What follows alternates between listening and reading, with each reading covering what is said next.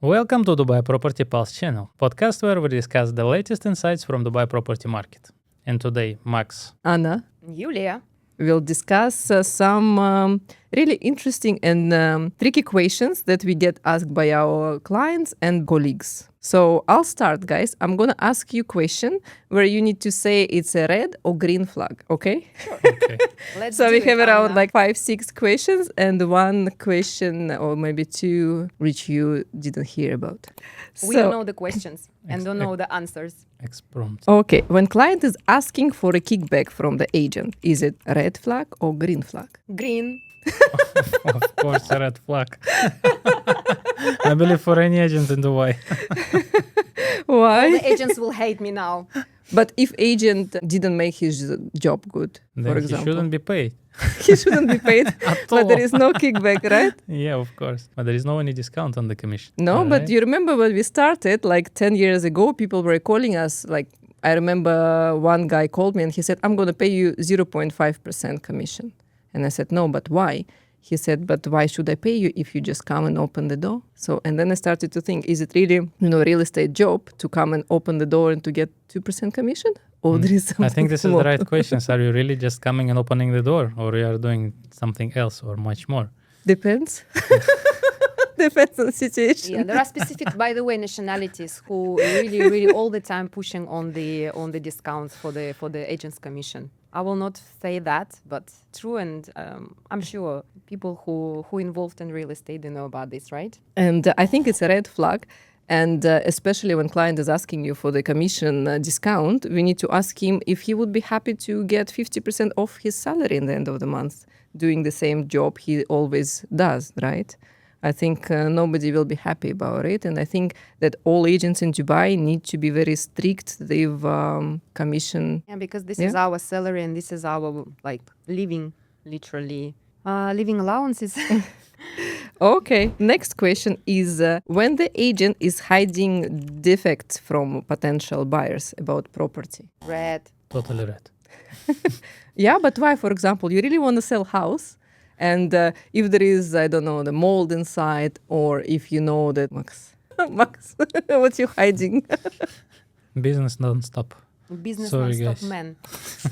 So basically, if you really want to sell the house, and you know that in Dubai there is no perfect house, every house gonna have a defect, would you tell it to your buyer? Well, basically, I think it's our reputation, first of all, on the market. Me personally, I think like this. And definitely you have to disclose pros and cons and defects of the property in order to just prepare the customer, the buyer, about it. And again, we're not decision makers when we sell the property. However, I think we must inform the buyers. If about you the know, defects. right? Because sometimes when you rent the property, lease it to somebody, or when you sell it, you haven't been living in this property, right? You actually might not know that there is, I don't know, bad water pressure or AC units have to be changed or anything like that, Smell right? from the toilet.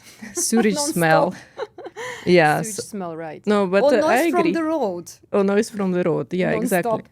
So I'm for transparency and honesty, and I fully agree with you that it's better to inform and maybe to lose the deal rather than to lose the client, right? Yeah, of course. Building the right relationship is the number one priority, Yeah. you know? And how can you build a proper relationship with the client if you just lie to him or just hide some facts? So it's only one-time deal and that's it. And just you can make sure that you just lose the client in case you don't Yeah. disclose all the pros and cons defects. Yeah, I think we're too right. honest. Okay, the next question is it good when your client is giving you a call after 9 p.m. and upset that you didn't answer? What do you think, Max? I believe the client, he can reach you anytime in our profession. But Red or green? green. I say red.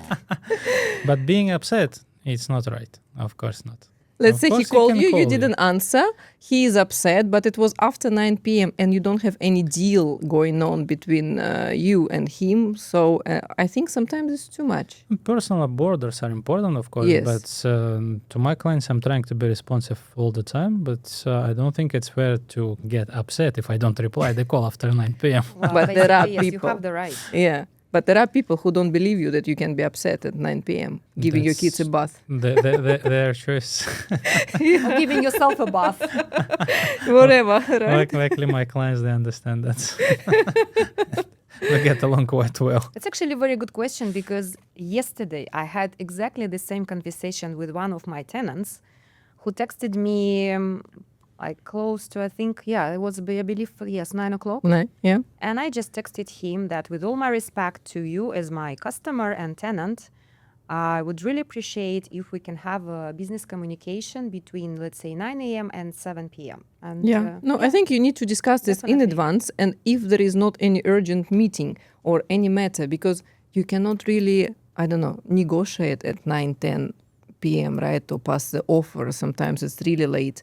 Or you cannot solve the problem with Diva, right, or excess cards at 9. So I think they really need to understand that we are not working 24/7. For us, I think impossible is possible. However, we just have to have our own time as well. This is about to have our time to relax, to have our personal life, because we are literally with 24/7 on the field. Sometimes we don't have even off days. So I think it's the right to have, just to have like working hours. It's same as you work in the office. You have from 9 to 6, especially what I know in Germany, they just have exactly working hours from 9 to 6. After 6 p.m., they're not available. So. I think, Max disagree because maybe he likes night shifts. All the time. Because he's single. Okay, guys, next question is, when the agent is making false promises about the property appreciation or ROI, green or red? Red. Oh, right. But how can you understand if this false promises? Let's say if someone is saying to you that you can get 50% appreciations by the time of handover, is it? But maybe when you're new to the market, you need to get advice at least from 3 different agents and then to check the statistics before. Because if you notice, all agents who came to the market after 2020 always tell the buyers the prices is going to go up. Always, because they didn't see the crisis we've been experiencing. I always advise my buyers to ask the agents why they get this prediction, like based on what figures. Exactly. Is it just taking out of the blue, or there is any statistics behind it, or how actually they reach this type of figures? To say these figures, we don't know. However, we are professionals with over 10 years experience on the market, and we always tell our customers the real numbers. The worst case scenario. Return on investment, yes, and the capital appreciation on the properties. Yeah. So another question is, if you come for viewing with your client and you're showing the property through another agent, is it okay for this agent to share his contact details with your buyer? Red. Right. Even if the buyer liked him more for whatever reasons? Well, first of all, prior to go for the viewing, you have to know that you have to sign the form I, or we call it A2A, with another agent. Okay. So the next question is, when the buyer who you just show the property, usually it's a villa, is reaching out your seller directly and trying to cut off you off the deal? Red. Oh, Perfect. perfect red. idea for the buyer to save on his commission. Yeah, exactly. No, there are cases, right? I remember when I used to work on the Palm Villas, when you just show the villa, which is owner occupied, you leaving. After 10 minutes, the buyer is knocking the door saying to the seller, let's close it without Anna, because, I don't want to pay commission. Without even knowing, without even doing any due diligence, right? Or checking the documents and having lawyers or real estate agents involved. They're trying to save 2%, but sometimes they can lose 100%. I think most of the people, they don't understand the role of the real estate agent in the deal. Yeah. Most of them, they think that they only come to open the door. Yeah. And they don't really get the idea what sort of work and volume of work which was there behind the deal before it even came to the market for the buyer to buy it at the right price at the right time. Yeah. And saving on the commission is not really a right idea, because we faced many cases where the buyers were trying to save money on the commission, but they ended up paying more to the seller. It's true, because the seller doesn't want to negotiate on the price, right? I think sellers, they have this intention and the feeling when the buyer comes directly that they're trying to save something, but the sellers are smart, right? So they also think if the buyer is smart enough to knock the door and come directly, the seller would be smart enough to increase the price. Yeah. just to make a right deal for him. But then I just think if you're so smart, just go and knock every door, no, on a villa and find the right property for you. And I think in this case, maybe some NDAs should be signed, and maybe there should be some stricter regulation from land department as well to protect the agent. Yeah. I think it's all about the ethics. So markets became quite unethical lately. Well, let's admit in terms of the Yeah. agents and buyers, but it's all about the personality of the buyers. And even though having this type of the buyers, it would not really help them to get the best deals. And still, most of the people they work with the agents because they have a value and they understand the value of having an agent in the middle of the deal. So I think Yeah. we cannot really skip this type of the buyers, but But now they know that we know. But I think, 90% of the deals, if I put together seller and buyer at the table to negotiate, would not be closed because it's very difficult to handle different nationalities, different characters, right? In order to close the deal and negotiate on the buyer's behalf, for example. So, of course. Yeah, because nobody knows that what the scope of work has to be done for an agent in order to connect the seller, connect the buyer, and just to complete the deal. And they think that if I go directly to the seller and I make an offer, it will be easier for me, very easy, just to agree on terms and conditions and close the deal, yeah. which is not. And usually, I'm sorry, I might be rude, but karma is a... Shall we put just scope of work here? Dun, dun, dun, dun, dun. Yeah, when at the end of the day, the buyer usually pays double or triple price, as we all know, if they try to just go behind our backs. But I can tell you, even when we're looking for something for rent for ourselves or to buy, I don't mind dealing with the agents because they're going to do this job, right? So we never cut anybody off. We pay commission to the agents who we are personally dealing with, knowing how hard it is to get the unit and the price that the buyer usually wants. Yeah. The next question will be sending a voice messages to the client, from the agent first time.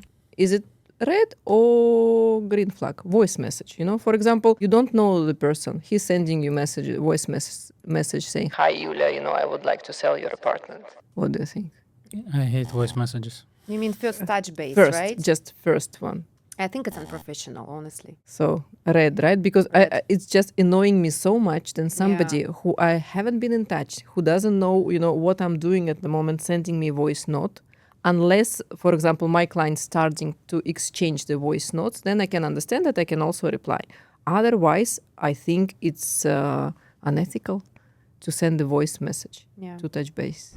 So the next question is, when developers are claiming that the project is sold out, on a launch day, and then after a few days we're getting availability with 20-30% units left. Is it cool or not? Of course not. Red. It's also unethical, I think, towards our, communication, cooperation with developers, not being fair with us. But I think it's also hype, right? So it can be two cases. Either it's hype to show that your project has been sold, or maybe it has been sold, but a lot of units came back Cancelled. because cancelled. people changed their Came back on the mind, or market. just agent booked for them and so on. Or it was overpriced, not the But it's prices annoying that sometimes, right? expected But there are from the also developer. it's sort of sales strategy as well, right? So some developers they really sell their availability a lot, like in a day or two. But some of them they pretend to sell a lot, Yeah. just to repeat the same hype and the same success of the projects. But they are not that successful yet, and it's very annoying when you're trying to sell something and you come to the developer and you see no availability, but then after a few days, Yeah. you see exactly what you were looking for. Like it would be beneficial. And the most frustrating also is that when your client comes back to you and tells you that there is availability from developer, and developer told you that it's sold out. This is really Yeah. frustrating, actually. It's another thing, I It's guess. another It's thing. another red flag. It's another red flag and another question. And the last question will be, is it okay to go on a date with your client? It's an unexpected question. Surprise. Provocative question, actually. Surprise. You're asking because you are thinking to go and you're not sure. I've never been, to be honest. It's too She's late just now. married, that's why she tells this. But too always late. wanted. No, I just think it's a red flag because you always need to keep your relationship very professional and to have this subordination between you and your client? I think it depends on the occasion. For example, if the client invites you, Or on the client. no, honestly, if But it's date, like, you know, not dinner, not right. drinks, Well, like of course. date. So he invites you, yeah. He wants to date you, then first sell and then you go. Not before. Max, depends on my mood, right? No, depends on, I think, the... Of course, green. That's green. Being a man, I should say yes. All right. Fair enough. If there is any pretty woman on a white cabriolet, Unfortunately, 90% of the buyers are men. So Unfortunately. I don't even, How about white horse?